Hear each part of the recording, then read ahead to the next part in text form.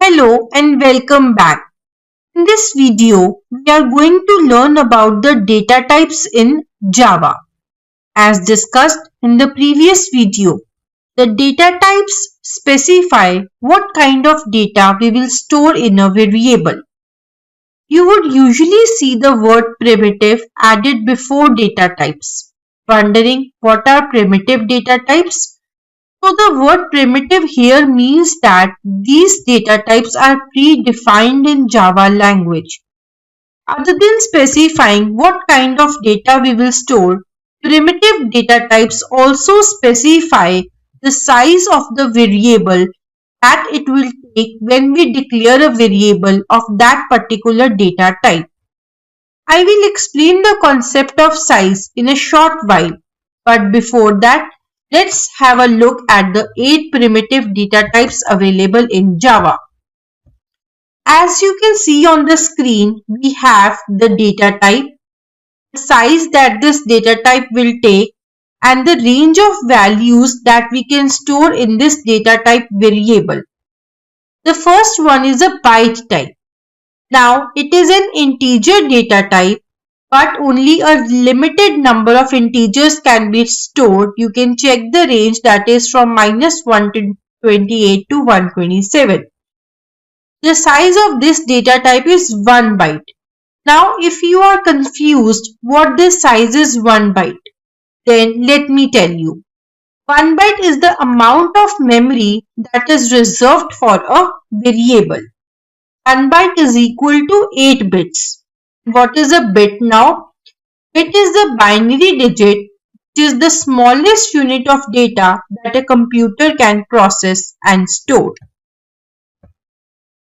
So, declare a variable of byte type. You can write the code as byte num is equal to, let's give it a value 100. So, if we are declaring a variable of byte type, you can give the value only in the range -128 to 127.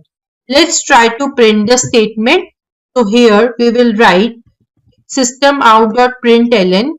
Let's try to print num. Let's execute the code and you will see the result, which is 100.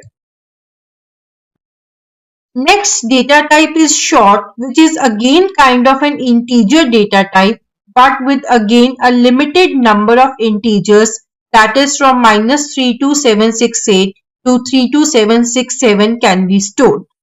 The size of this particular short data type is of 2 bytes.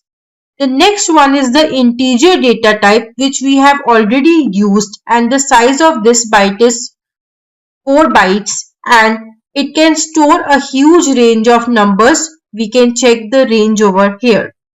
Now, if we want to store the data which is above this range, then we can declare a variable of long integer type. Here, the size that it will require is of 8 bytes and it can store a huge range. Let us check in IDE how we can declare a variable of long integer data type. So, we can write the code as long. Let's take the variable as num2 and we can give a huge value like 1, 2, 3, 4, 5, 6, 7. This can be stored in a variable of long. If we'll try to print the value, then we can print it like this. And again, let's execute the code. So you will be able to see the value 1, 2, 3, 4, 5, 6, 7. So huge range of values can be stored using the long type. Next one is the float type. In this type, we can store decimal numbers. So if we want to store some decimal values or fractional values, we have to declare a variable belonging to the float type. It can store up to 6 decimal digits. Let's check the code statement for this one. So we can declare a variable of float type as float. Let's say num3, and we can assign some fractional value to it. For example, 45.6789. This way we can declare variables belonging to the float type. Now, after providing the value, we have to write the letter F to signify that this is a float type value. This is how we can declare a variable of float type, and we can store up to 6 decimal digits. Next one is the double type. We can declare a variable of double type as double num4, and then it is also used to store the decimal digits. You can give 345.6789 something like this. We can create the value.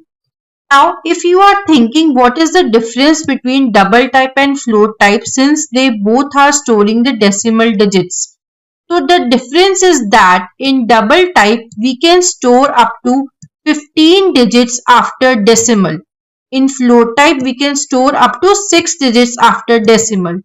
Also, the range of double type is much more than the range of float data type, as we can check again in the table. So, if you want to store a number with higher precision, then we have to choose a double data type. Higher precision, which means that higher number of decimal digits. So then we can declare a variable belonging to double data type. Next is the char data type. Char here stands for character.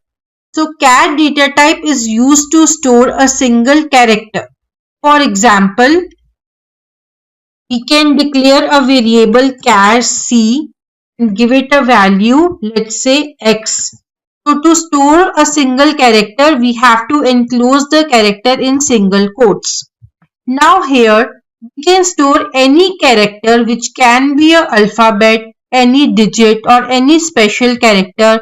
Even space is also considered as a character. Next one is the boolean data type.